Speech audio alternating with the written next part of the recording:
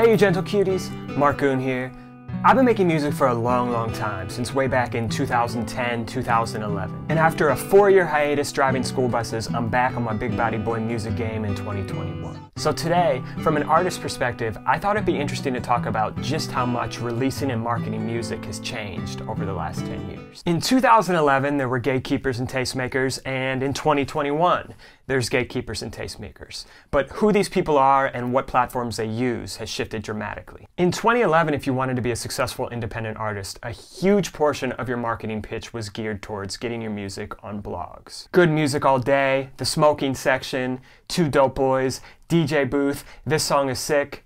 These were the tastemakers. A write-up from just a few of these big boys and your song would be well on its way to taking off. I would spend hours and hours and hours writing personalized emails and building relationships with the curators of these blogs because they were the kingmakers. Cosigns led directly to plays, which led to fans, and for the first time in history, record labels were playing catch-up because artists no longer needed radio or MTV or any other form of traditional media in order to become a star. The blog era birthed Wiz Khalifa, J. Cole, Mac Miller, and countless others. Now, many were still attached to record labels, but nevertheless, a tectonic shift was underway. In 2021, a blog is about as relevant as Rick Perry. Today's gatekeepers are the curators for the big editorial playlist on Spotify and Apple Music. You land a coveted slot on one of these and your streams follow the same trajectory of whatever obscure cryptocurrency Elon Musk drops on Twitter that week. The gates here tend to be much taller than the gates in 2011 because as a relatively unknown artist, it's almost impossible to get playlisted. But if your song starts popping on TikTok, onto the playlist you go. I can't tell if it's more or less democratic in 2021 than 2011. Playlists simply follow trends, whereas blogs set them. What's better? Another extremely important shift over the last 10 years has been the gradual slide from professional everything to DIY. In 2011, if you wanted to be taken seriously, production value was of the utmost importance. Hire a respected photographer for your social media post. Hire a talented web designer to build out your web presence. Hire a cinematographer and a director to shoot all your music videos. Only struggle rappers were shooting iPhone music videos, and selfies taken on a phone camera looked like they were shot on a toaster. The formula wasn't easy to execute, but it was simple enough to understand. High production value plus consistent branding plus quality art equals success.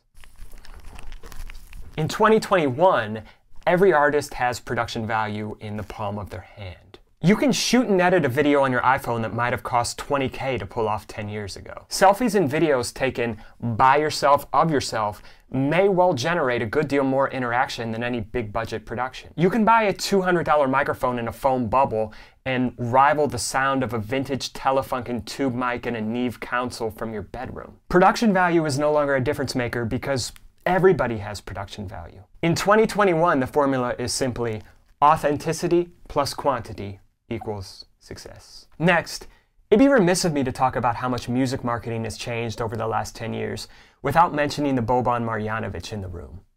Social media. In 2011, Twitter ruled the social media landscape. It was the best and most likely place for your music to go viral. Celebrity parody accounts posting pseudo-inspirational bullshit with the first letter of every word capitalized ruled the land. Twitter was the cool kids' lunch table, but YouTube was the place where a plurality of people both discovered and consumed music. If someone passed you the aux cord at a party, YouTube was where you went to pull up that Charles Hamilton or XV song that you had discovered on Dat Piff. And as an artist, you could reach out to YouTube channels like Promoted Sounds or Swaggy Tracks, and they would post your songs on their channel for free and generate hundreds of thousands of hits within a day. In 2021, YouTube and Twitter are still tangentially relevant, but way less so. Music discovery has become so much more of a passive rather than active process. People are less so seeking out new music rather than hearing it in the background of a TikTok video or having it play as part of a recommended or algorithmic playlist. It's not to say one era is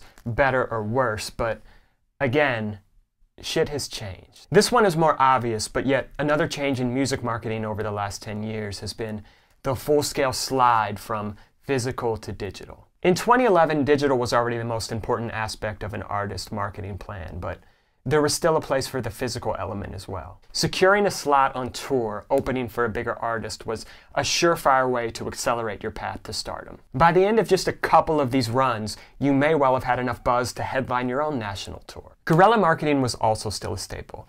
I launched my music career back in college by having a bunch of my friends dress up in alien costumes and burst into classes all over campus and pass out flyers and my mixtapes to anyone who would take them. I remixed several popular songs and made them specific about my town and college, which allowed me to start getting airplay at local bars and clubs and let me start to build a fan base. Back then, the mindset was take over your town or city first and then expand outward from there. In 2021 though, the majority of successful artists build a fan base online before embarking on their first tour, maybe even before playing their first show. In 2011, you toured so people would listen to your music, but in 2021, you put out music so people will come see you tour. In conclusion, a lot has changed in these last 10 years. In 2021, the barrier to entry is certainly lower. It's easier and cheaper than ever to produce photos, music, and videos. You can do absolutely anything and everything you need to be successful on your phone, in your bedroom. And with apps like TikTok, the possibility to go viral with any one piece of content is viable. You truly don't need anybody but yourself. But there's also so much more noise. You have all the avenues to attract attention, but it's infinitely harder to retain it. You're lucky if your posts are seen by even 10% of your followers, and there's so many areas to focus on: TikTok, Twitch, YouTube, Clubhouse, Discord, that it's really easy to spread yourself far too thin. Quantity is of greater importance than ever before, but so is authenticity. So, is breaking through as an artist harder in 2011 or 2021? Here's what I think. It was hard 10 years ago, and it's still hard now. And while the skill set needed to attain success may be vastly different today than it was even 10 years ago, I believe if you have a modicum of talent and an absolutely insane work ethic, you can make it in any era. Thank you guys for watching, and have a gentle day. Would it be a bad decision? No, what will happen if I test bad? Like James on these step back, yeah. Can patch the issues. You know I love you, yeah, meant that. But if we stay together, we resent that, yeah. In an alternate dimension, this wouldn't be a bad religion. And I can get you back, I miss you. But we both know that's a bad decision.